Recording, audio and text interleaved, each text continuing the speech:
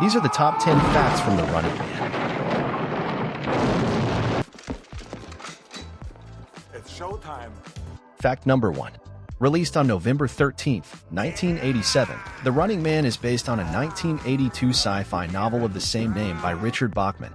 The producer George Linder fell in love with the book after just one read-through and decided to pay to get the rights to produce a movie based on the book. Linder paid $20,000 to option the film and $100,000 for the movie rights. Linder was advised at the time to pass on the deal as those prices were much higher than usual for an unknown author. Linder was completely unswayed as he had already fallen in love with the book and the idea of the movie. It would have been nice if you would have gotten off your asses and helped us out there.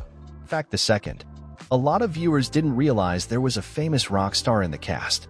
The drummer from Fleetwood Mac appears in the movie for small role as the Resistance leader named Mike, who funnily enough is named Mike Fleetwood. I've seen too much. All I've seen is a bunch of low foreheads who think they can change the world with dreams and talk. Fact the third.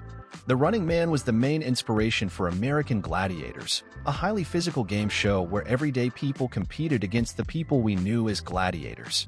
These were stars in their own right and the viewers cheered on from home. The show proved a huge hit and saw the launch of many other Gladiators shows around the world, the UK version proving particularly successful. Fact the fourth. When Arnold Schwarzenegger was running for the position of governor of California, he called his traveling tour where he drummed up support for his bid as governor as the Running Man campaign. This was eventually successful and he became the governor of California from 2003 to 2011. Throughout his time as governor, Schwarzenegger would reiterate his movie's experiences and career to political rhetoric and only drew people to like him more. Fact the fifth. The Running Man novel got its original inspiration from a Japanese game show in the late 70s called the Trans-American Ultra Quiz. The show essentially was known for torturing contestants in a frenzied endurance test. The show began with all the contestants gathering together in a stadium where they are asked to answer true and false questions. This continues until a few dozen are left and the overseas journey can commence. Contestants were flown around the world to Europe, Hawaii, and South America until finally reaching their New York destination. This continued for seasons with popularity waning in the 90s and ending. It was one of the most expensive game shows to exist. Me and my big mouth. We should have taken a trip to Hawaii. I had the shirt for it, but you fucked it up. Fact the sixth.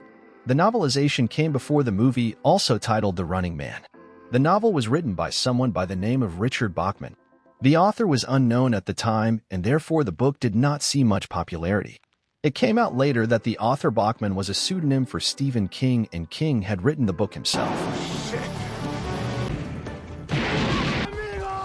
Fact the seventh. Creative differences in the movie industry is not a new phenomenon.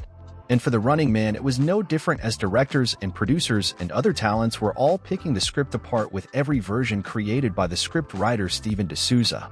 After it was all said and done, D'Souza had gone through 15 drafts before landing on the final script you see in the movie today.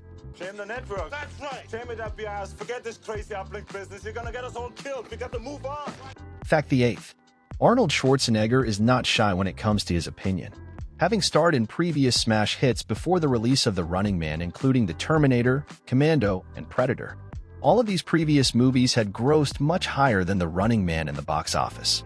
Schwarzenegger blamed the lack of success on the choice of director and the lack of creativity. He thought that the director shot the movie too much like a TV show and did not show a deeper thread of what the movie could have been like. Fuck you.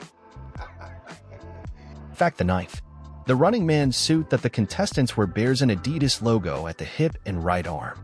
Like the runners were being sponsored by Adidas. So I'm going to give the audience what I think they want. You cold-blooded Fact the bastard. 10th. Richard Dawson played the character of Killian, the evil show host, was also a game show host of the popular show most people would be familiar with, known as Family Feud. Many people who worked with Richard Dawson on Family Feud say that in real life he was more like his character Damon Killian in his handling of subordinates, a bit of a savage. Sadistic scum like you. Son of a bitch.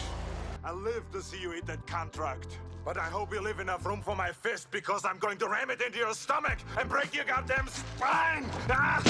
Thanks to our Patreon subscribers. Let me know your thoughts. Did any of these surprise you? It's none of your business.